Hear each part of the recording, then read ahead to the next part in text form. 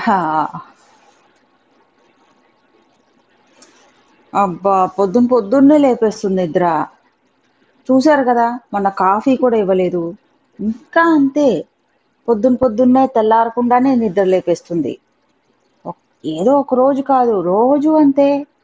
పద పరిగెడదాం అంటుంది. పరిగెత్తలేను అంటే నడువు అంటుంది. నడవలేను బాబోయ్ అంటే కాళ్ళు ఈడ్చుకుంటూ, ఒళ్ళు ఈడ్చుకునైనా రా అంటుంది. ఏం చెప్తాను? అబ్బా! వచ్చిన కొత్తలో కొంచెం వెళ్ళడానికి చిరాకేసింది. పొద్దున్నే ఏంటి అక్కడికి అని. కానీ ఒకసారి వెళ్ళిన తర్వాత ఆహా! చాలా బావుంది. ఎంత ప్లెజెంట్‌గా ఉందంటే మీరే చూడండి. ఎంత బావుంది మీకే తెలుస్తుంది. చాలా ప్లెజెంట్‌గా హాయిగా ఉంటుంది. ఈ అమెరికన్ ట్రైల్స్ చాలా ఫేమస్ అన్నమాట. అంటే మనకి ఇప్పుడు ఇంటి దగ్గరే పార్క్ ఉంటే ఎలా ఇష్టపడతామో అలా అన్నమాట. ఇక్కడ ఇంటి దగ్గరే ట్రైల్స్ ఉంటే చాలా లగ్జరీ కింద అన్నమాట. మనం పార్క్ లాగా ఫీల్ అవుతామో అలా అన్నమాట. బావుంటుంది. ట్రైల్స్ చూడ్డానికి కూడా చాలా ప్లెజెంట్‌గా, చాలా హాయిగా అనిపించింది. ఏదో ఏడుస్తూ వెళ్ళాను కానీ, అక్కడికి వెళ్ళిన తర్వాత మాత్రం ఆహా! చాలా బావుంది. అయితే పార్కులంటే మ్యాన్ మేడ్ అంటే డెవలప్ చేస్తాం మనం. ఈ ఈ ట్రైల్స్ ఏంటంటే నేచురల్‌గా ఎలా ఉంటాయో, ఆ నేచురల్ రిసోర్సెస్‌ని అలాగే సేవ్ చేసి ఉంచుతారు. చాలా ప్లెజెంట్‌గా ఉంటుంది. అండ్ ఆ ట్రీస్ కూడా డిఫరెంట్‌గా పొడుగ్గా ఉంటాయి. పదండి చూద్దాం. అండ్ అక్కడికొచ్చే జనం గూడా విచిత్రంగా ఉంటారు. చూపిస్తాను. మరి మీరు కూడా వస్తారు గదా! పదండి వెళ్దాం. ఇదే మా ఇల్లు.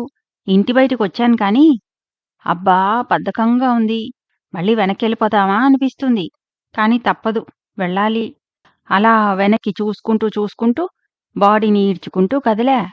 మా ఇంటి చుట్టూ ఎలా ఉందో చూస్తారా? ఇంట్లోకి కూడా తర్వాత తీసుకెళ్తాలే.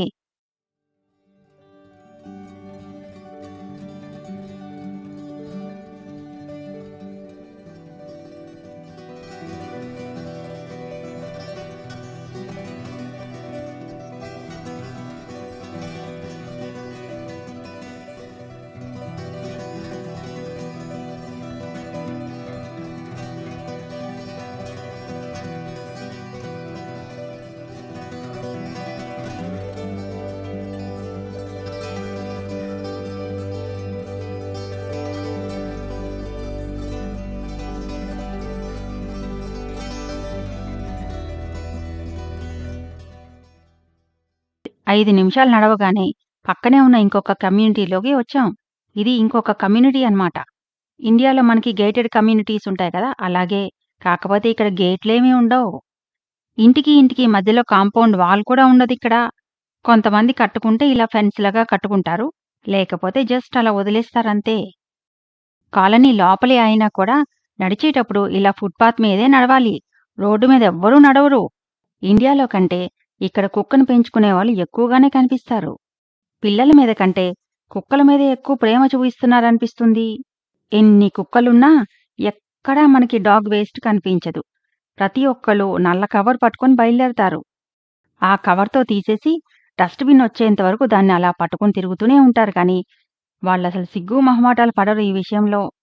దాన్నే అంత జాగ్రత్తగా పట్టుకొని తిరుగుతున్నప్పుడు, ఇంక బిస్కెట్ ర్యాపర్లు, చిప్స్ ర్యాపర్లు, బాటిల్స్ సంగతి చెప్పాలా?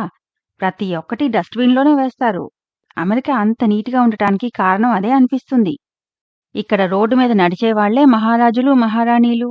అందుకే ఎంత స్పీడ్‌గా బండొస్తున్నా బ్రేకులు పడిపోతుంది. అయ్యో! అంత స్పీడ్‌గా ఉన్న బండి మన కోసం ఆగింది అని జాలేసి మనం చెయ్యి ఊపినా వెళ్ళిపోమని, వాళ్ళైతే వెళ్లరు. మన్నే వెళ్ళమని చెప్తారు. మనం క్రాస్ చేసేంత వరకు వాళ్ళు కదలరు. కొన్ని రోజులు మా అక్క, బావ దగ్గరుండి తీసుకెళ్లారు. ఆ తర్వాత మా అక్కా చెల్లెల సోది వినలేక మా బావగారు పరుగో పరుగు. ఆ తర్వాత నా వీడియోలు గోల భరించలేక మా అక్క గూడా నన్నొదిలేసి వెళ్ళడం మొదలుపెట్టింది. మరి మీకన్నీ చూపించాలి కదా! ఈ సీనరీ చూడండి. పెయింటింగ్‌లా ఉంది గదా చక్కగా. ఎంత పీస్‌ఫుల్‌గా, ప్లెజెంట్‌గా ఉంది కదా! ఈ ఇల్లు చూడండి కోటలా అనిపిస్తోంది. ఇంక దీంతో ఈ కాలనీ అయిపోయినట్లే. ఇక్కడి నుంచి ట్రైల్స్ మొదలు. ఆ చెట్లు కనిపిస్తున్నాయి కదా! అదంతా ట్రైల్సే. ఓ బుల్లి చెరువు చూసారా ఇక్కడ? ఎంత బావుందనిపించింది. మనకి ఉంటాయి ఇలాంటి చిన్నవి. కానీ ఇదెందుకు ఇంత బావుందా అని ఆలోచిస్తే అనిపించింది. వీళ్ళు చుట్టూ గడ్డి పెంచుతారు. అందుకే అందంగా కనిపిస్తుంది. ఆ! బుల్లి కుందేలుంది చూసారా? అందుకే ట్రైల్స్‌కి దగ్గరగా ఉండటానికి అందరూ ఇష్టపడతారు. ఇంక జింకల సంగతి అయితే చెప్పక్కర్లే. ఎన్ని చూశానో. ఇలాంటి సీన్స్ చూడ్డం కోసమైనా రోజూ రావాలనిపించేది.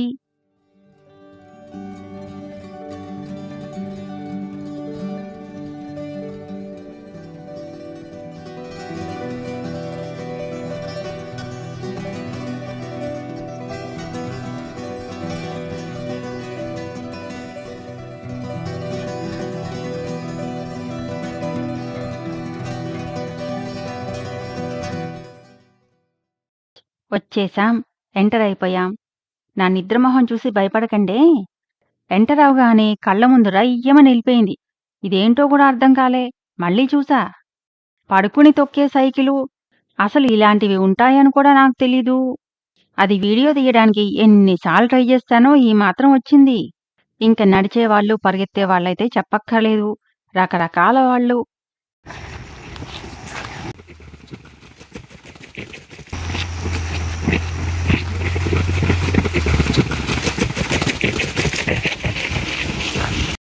ఇది మగవాళ్ళ బ్యాచ్.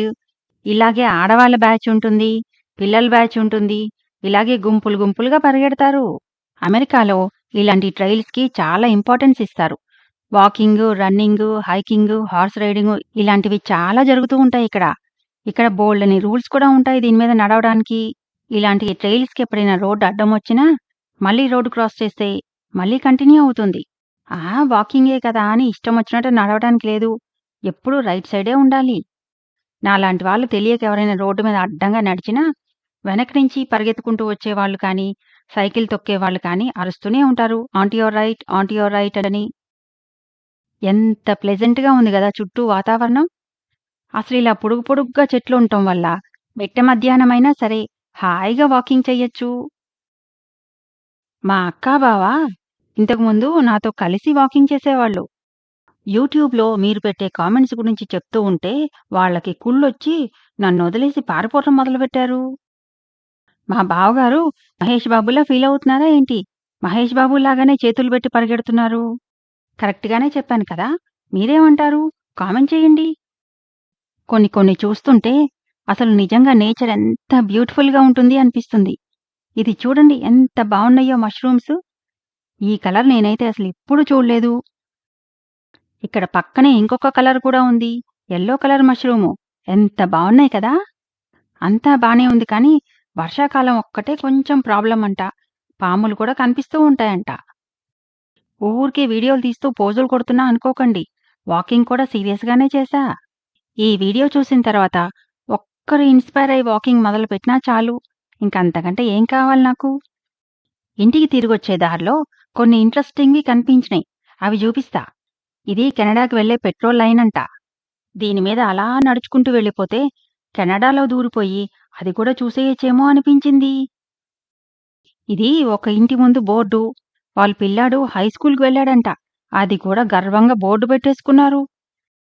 ఇది ఇంకో ఇంటి ముందు బోర్డు. ఇదైతే నాకు చాలా బాగా నచ్చింది. ఇది డౌన్ సిండ్రోమ్ అనే ఒక జబ్బుతో బాధపడే వాళ్ళకి ఫండ్స్ రైజ్ చేస్తూ వాక్ అంట. ఆ వాక్ సంగతి పక్కన పెడితే విషయం ఏంటంటే అలా డౌన్ సిండ్రోమ్ ఉన్న పిల్లాడు వీళ్ళింట్లో ఉన్నాడంట. డౌన్ సిండ్రోమ్ అంటే ఆటిజం లాగా చెప్పొచ్చు. అయితే అలాంటివి ఉంటే మొహమాట పడకుండా అందరికీ చెప్పుకుంటారు. అండ్ చుట్టుపక్కల వాళ్ళు కూడా అలాంటి పిల్లలున్నప్పుడు ఇంకా హెల్ప్ చేయడానికే ట్రై చేస్తారు. అదే ఇండియాలో చూడండి అలాంటి పిల్లలుంటే ఆ పిల్లాడేదో తప్పు చేసి పుట్టినట్లు ఏడిపించటం, సూటిపోటి మాటలనడం, హెల్ప్ చేయకపోగా ఇంకా నరకం చూపిస్తూ ఉంటారు. ఇండియాలో కూడా ఈ విషయంలో మంచి మార్పు రావాలని మనస్ఫూర్తిగా ఎదురుచూస్తున్నా. హమ్మయ్య! ఇంటికొచ్చేశాం. అమ్మో! అసలైన కష్టం ఇప్పుడే ఉంది. మొన్న పెట్టాను కదా! అక్క పెట్టే కష్టాలని. ఎవరైనా మిస్ అయ్యుంటే చూడండి. అసలైన కష్టం ఇప్పుడే ఉంది. లింక్ కామెంట్స్‌లో పెడతాను. ఎవరైనా మిస్ అయ్యుంటే చూసేయండి. ఈ వీడియోని లైక్ చేయటం మర్చిపోవద్దు. మళ్ళీ ఇంకో మంచి వీడియోతో కలుసుకుందాం. ఉంటా మరి.